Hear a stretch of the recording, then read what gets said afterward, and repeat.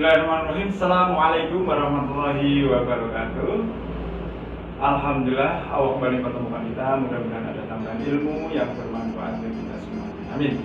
Mari seperti biasa kita istighfar terlebih dahulu. Dengan istighfar ini mudah-mudahan Allah mengampuni dosa-dosa kita dan memberkahi ilmu yang kita dapatkan. Sama-sama mari. Astaghfirullah Rabbal baraya, Astaghfirullah minal khotoya, Rabbi zidni ilman nafi'an wa wafiqni amalan sholihah. Amin. Ya, sehat semuanya anak sekalian. Alhamdulillah, itu harapan Pak Tony. Mudah-mudahan Allah memberikan kesehatan kepada kalian semuanya.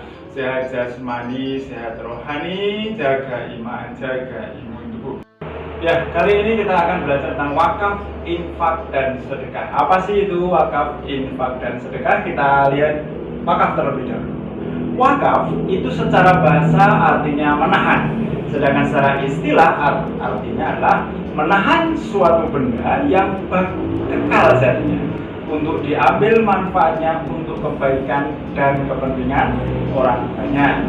Wakaf itu menurut peraturan pemerintah nomor 28 tahun 1977 adalah perbuatan hukum seseorang atau badan hukum yang memisahkan sebagian harta kekayaannya yang berupa tanah milik dan melembaganya untuk selama-lamanya, ya, bagi kepentingan peribadatan atau keperluan umum lainnya sesuai dengan ajaran agama Islam. Ya, dari definisi tersebut dapat diambil kesimpulan bahwa wakaf itu termasuk salah satu di antara macam pemberian.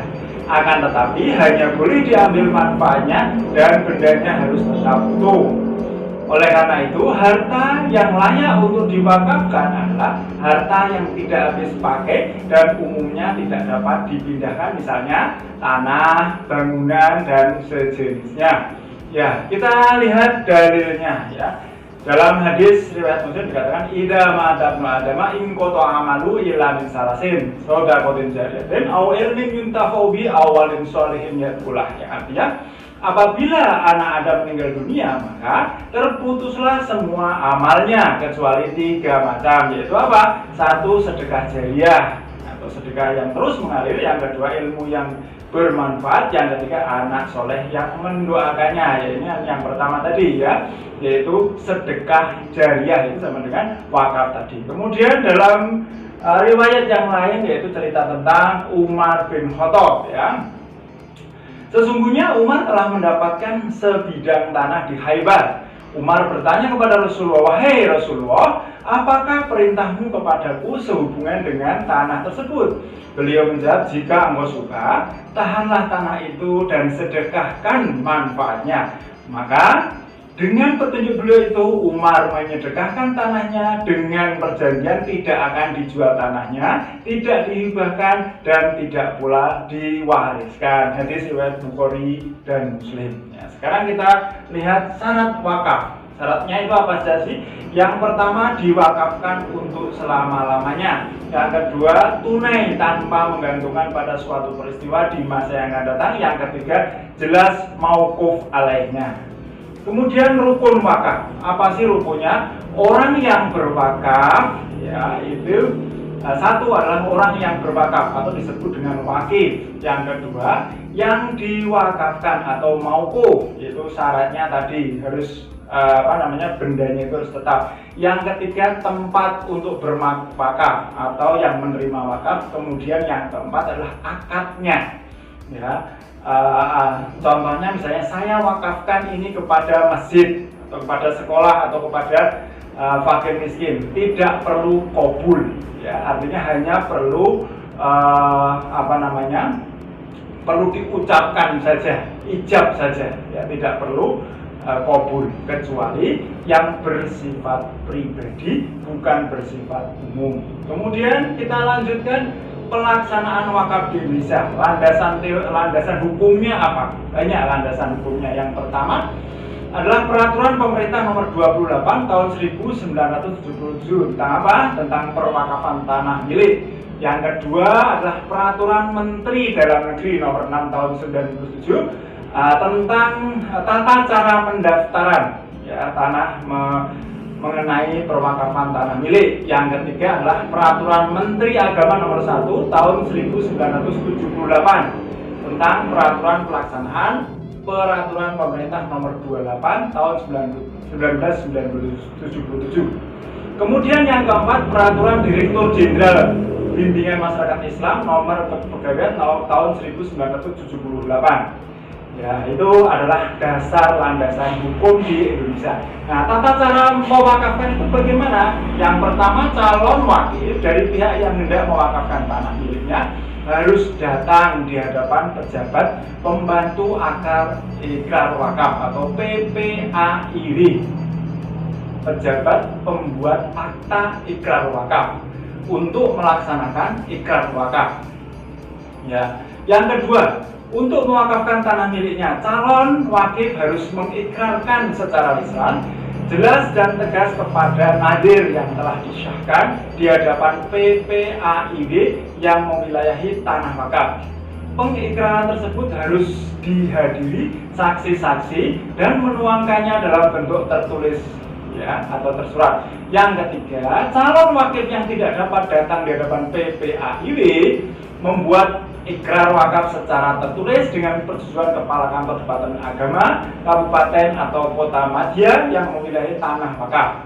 Ikrar ini dibacakan kepada nadir di hadapan PPAIW yang mewilayahi tanah wakaf serta diketahui oleh saksi. Yang keempat, ya tanah yang diwakafkan baik sebagian atau seluruhnya harus merupakan tanah milik. Ya, tanah yang diwakafkan harus bebas dari beban ikatan, jaminan atau sitaan atau sengketa.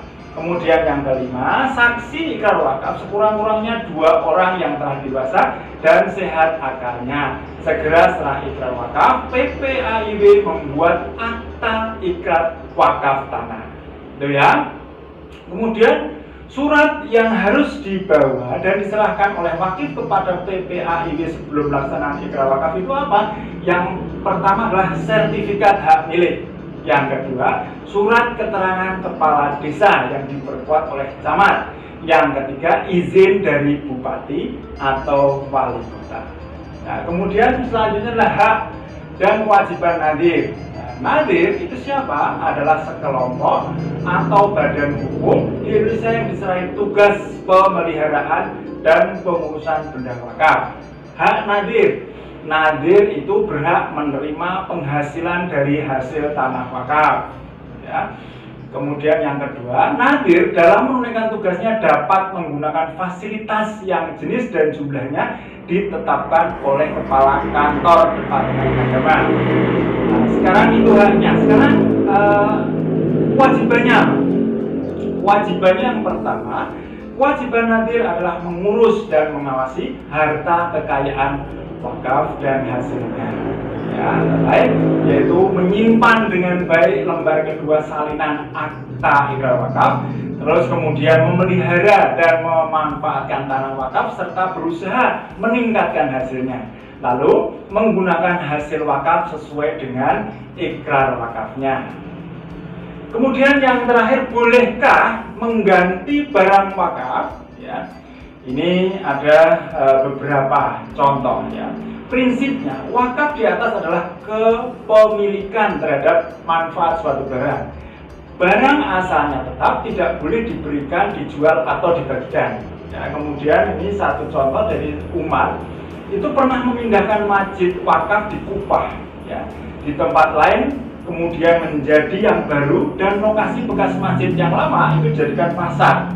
Ya, masjid yang baru tetap dapat dimanfaatkan. Kemudian Ibnu Taimiyah juga berpendapat bahwa tujuan pokok wakaf adalah kemaslahatan, maka mengganti barang wakaf tanpa menghilangkan tujuannya tetap dapat dibenarkan menurut inti dan tujuan hukumnya. Lalu hikmah wakaf. Hikmah wakaf adalah melaksanakan perintah Allah untuk selalu berbuat baik. Yang kedua, memanfaatkan harta dan barang dalam waktu yang tidak terbatas. Yang ketiga, mengutamakan kepentingan umum daripada kepentingan sendiri. Lalu apa sih infak? Kita sedikit saja. Infak berasal dari kata anfaqo yang berarti mengeluarkan sesuatu untuk kepentingan sesuatu. Sedangkan menurut istilah, infak adalah mengeluarkan sebagian dari harta atau pendapatan atau penghasilan untuk suatu kepentingan yang diperintahkan ajaran Islam. Kemudian, apa itu sedekah? Sedekah itu berasal dari kata sodaqo yang berarti benar.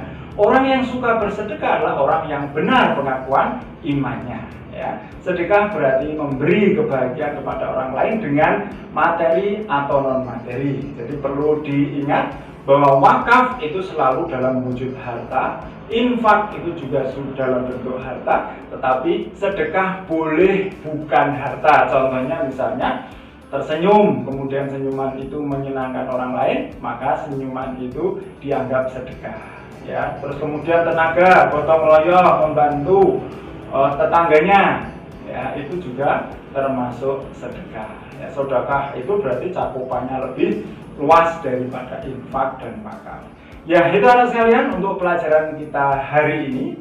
Mudah-mudahan ada manfaatnya bagi kita semuanya. Mari kita akhiri dengan hamdalah bersama. Alhamdulillahirabbil alamin. Assalamualaikum warahmatullahi wabarakatuh.